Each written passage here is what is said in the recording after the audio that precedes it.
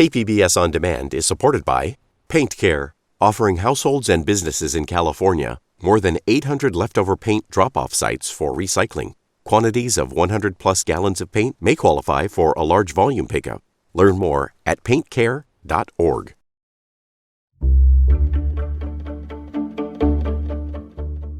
Good morning. I'm Kinsey Moreland in for Annika Colbert. It is Wednesday, October 6th. More on that massive oil spill off our California coastline, plus local leaders' efforts at putting an end to offshore drilling. That's all later in the show. First, your local headlines.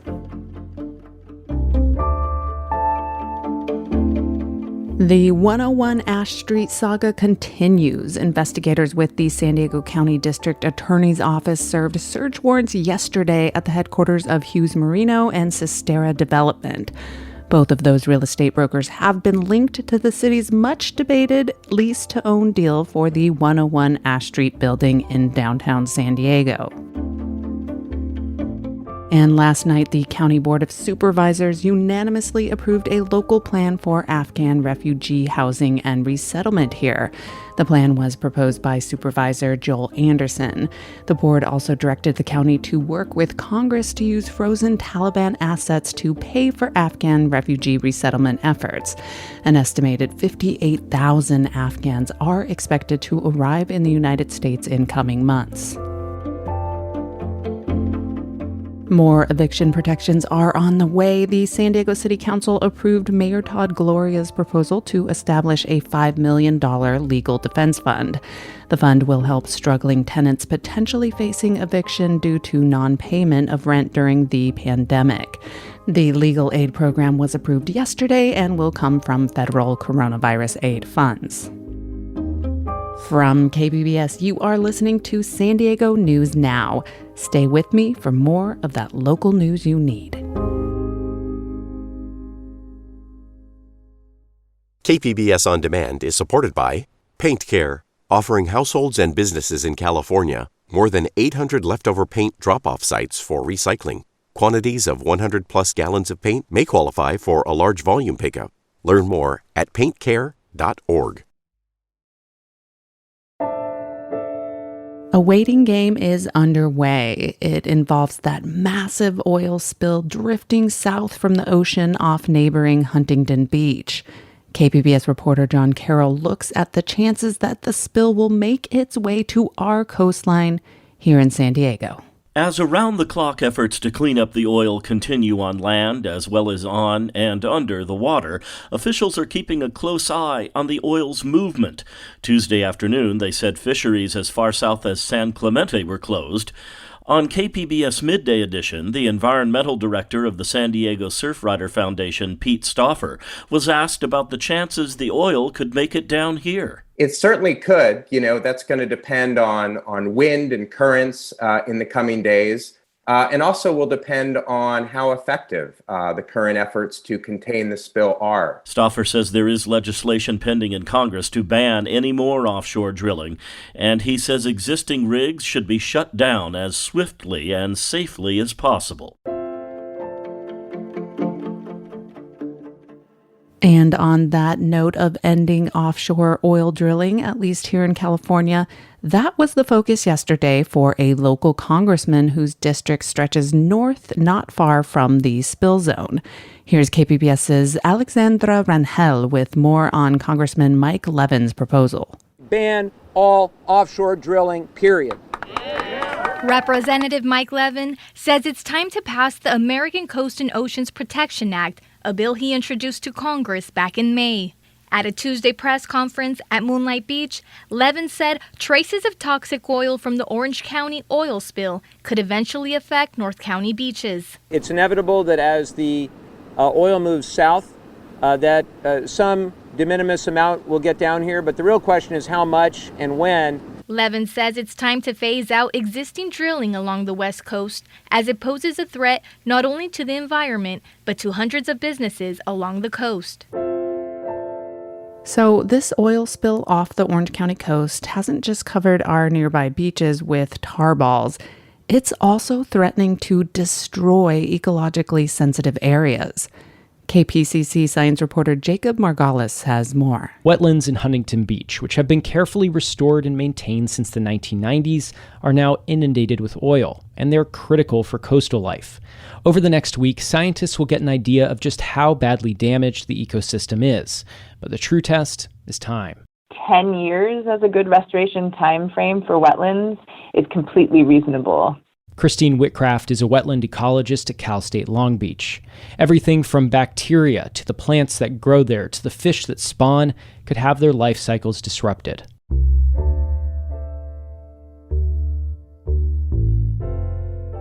So, San Diego is the only major city in all of California that offers free trash pickup for single-family homes. KPBS Metro reporter Andrew Bowen says one council member hopes to change that and save the city millions of dollars. San Diego apartment buildings and businesses have to pay for private trash and recycling pickup, while single-family homes get it for free from the city government. That's because of a century-old rule called the People's Ordinance. It can only be changed by voters. A recent report found the system will cost taxpayers $235 million over the next 5 years, money that City Councilmember Sean Elo Rivera says should be spent on higher priorities. Ensuring that we have streetlight repair that meets the speed and efficiency that San Diegans want. Ensuring that our parks and libraries aren't on the chopping block at budget season. This isn't going to fix all of our budget problems, but it's an important part of it. Elo Rivera is willing to touch what has long been a third rail in San Diego politics by asking voters to approve fees for trash pickup.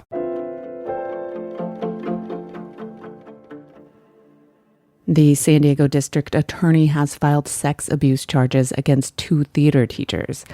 This after years of allegations of sexual abuse at the Christian Youth Theater in El Cajon. KPBS education reporter MG Perez has details. 40-year-old Brad Christian Davis and 34-year-old David Hott are former teachers at the Christian Youth Theater campus in El Cajon. Both are now charged by the San Diego District Attorney with felony sexual abuse of students there in incidents dating back to 2010. Loxie Gant is the former CYT student and teacher now advocating for victims. We do believe that this is a start into showing what was really going on behind the scenes at Christian Youth Theater. And what was going on? A whole bevy of abuse. CYT has 5 other campuses in San Diego County and locations nationwide. These charges only concern the El Cajon headquarters, and police are asking any other victims to come forward. San Diego's tourism industry is inching back from the crushing COVID-19 lockdowns, but a complete recovery remains on the distant horizon. KPBS environment reporter Eric Anderson has the details. The San Diego Convention Center is the backbone of the city's tourism industry, but the facility was an early casualty of COVID-19. We have not had convention business since the spring of 2020 until it resumed again in August of 2021.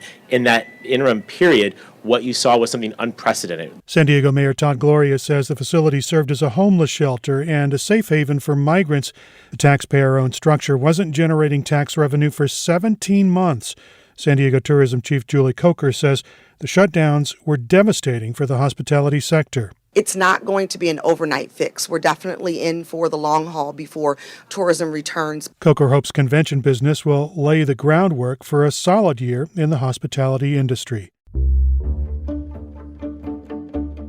Coming up, a program called SDSU Fuerte has received a $15 million grant from the National Institute of Health to research and find solutions to Latino community health disparities. That story after a quick break.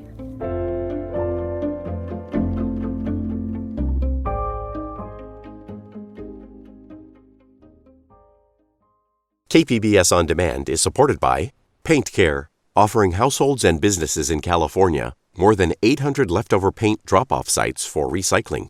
Quantities of 100-plus gallons of paint may qualify for a large volume pickup.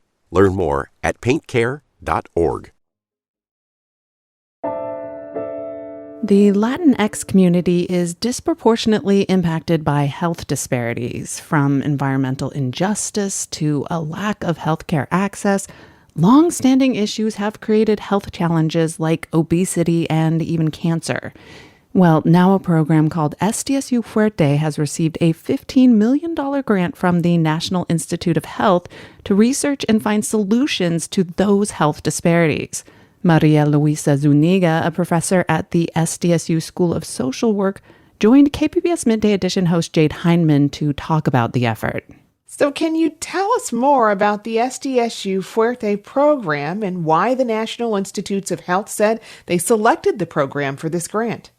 San Diego State University has a very strong track record in health disparities research to promote Latinx and minority health. So over the course of many years, our researchers have devoted many hours and time to reducing health disparities and really understanding some of the nuances that are important to Latinx and minority health. So we're very proud. Fuerte, which means strong in Spanish, faculty united towards excellence in research and transformational engagement.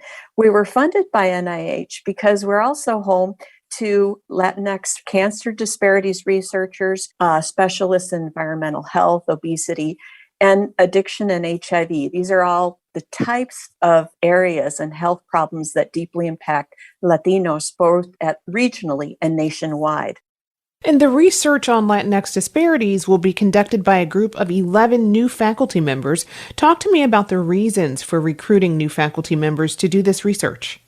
Absolutely. So this is probably a once-in-a-lifetime opportunity to select and reach out to some of the best researchers across the nation with a passion for Latinx health and a research focus area in the areas of either cancer, environmental health, nutrition, activities and health disparities in Latinx health. So it's really a golden opportunity to elevate the work that we've already been doing by hiring a group of individuals who will come in and be part of our community. My role will be to help provide the support that researchers need, including researchers from underrepresented groups. And there's a tradition, and it's unfortunate, but many times because there are fewer researchers from underrepresented groups, Latinx, Black, other underrepresented communities, we need to make a stronger effort at supporting these researchers to succeed, especially because of their specialization in minority health and reducing health disparities. 3 of the faculty members will be working from the university's Imperial Valley campus. Do Imperial Valley Latinx residents face more health disparities than those in other areas? The disparities they face are different because of their environment. So environmentally, when we should really think about San Diego State University's program will be across the border, which is very exciting. Imperial Valley is an agricultural area, and it is next to the capital of Baja California, Mexico. So the dynamics and the region itself is different. The exposures as well, the environmental exposures may be different in this area, so that a focus on environment will allow us to really understand better where might be the best places to intervene and support the best health of individuals and communities living in the Imperial Valley. And 85% of Imperial County residents identify as Hispanic or Latino. How big is the community in San Diego County, and is it growing? Yes, so San Diego County is about a third Latino, 34% according to the last census estimates. And we're just under California, which is almost 40%, so 39% Latinos. In San Diego, we are growing. And also, I think there's an important element of the vibrancy of being a border community. So we have a very vibrant relationship with Tijuana and our institutions to the south. And just that cross-border mobility is part of who we are as well. So really understanding that not only is Latinx health in the region impacted by our own or the communities, but that our community is really broader. And what are some of the disparities among Latinx households across both counties that we know exist? So certainly we learned, if nothing else, that COVID exposed, the pandemic, COVID-19 pandemic, exposed, and it sort of took this blanket off of what health disparities is really looking in, and what are some of the issues of health disparities in Latinx communities. So regionally, we have high levels of uninsured. Nationally, about half of Latinx families have private insurance compared to 75% in Latinx whites. We have high levels of obesity and low physical activity in both parts of the region. Imperial Valley suffers tremendously from diabetes and other chronic diseases that can be prevented through better lifestyle, nutrition, and exercise. We also have a disproportionate number of cancers relating to stomach and liver cancers. Among Latinas in Latinx women in our region, we also have a high level of human papillomavirus and cervical cancers. And this is very concerning because it has to do with a lack of access to care and low participation in screening for cervical cancer. So this, in addition to asthma and, as you'd mentioned, environmental exposures, these are all areas of incredible need for research and interventions to improve community health. And overall, how do you hope this fund will have an impact on Latinx health disparities regionally, nationally, and globally?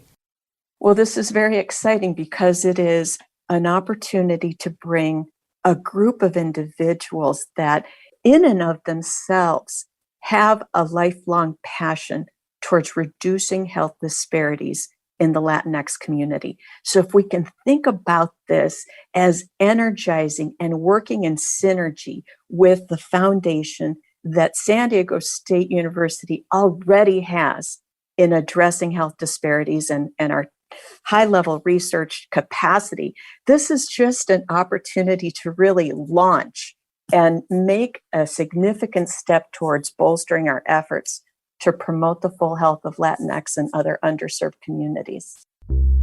And that was Maria Luisa Zuniga, a professor at the SDSU School of Social Work, talking with KPBS Midday Edition host Jade Hindman. And that is the show for today. I love making these cameos in this here podcast feed, but if you want to keep up with me, make sure to find and follow the Port of Entry podcast that I produce for KPBS. You can find it anywhere you listen to podcasts. We are gearing up for a new season launching October 13th. Thanks for listening.